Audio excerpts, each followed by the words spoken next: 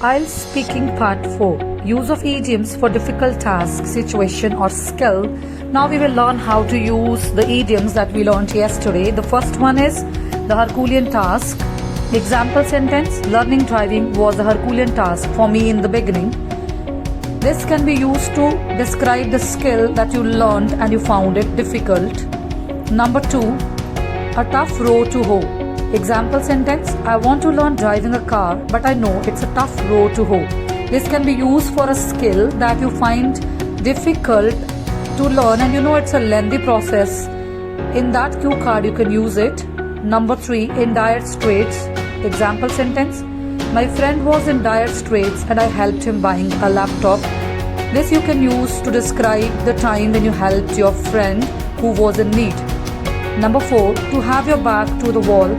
Example sentence: I had my back to the wall during COVID-19 pandemic, so I had to use the emergency funds. So this can be used to express your serious situation, especially financially. Thank you. Do like, subscribe and share for more information.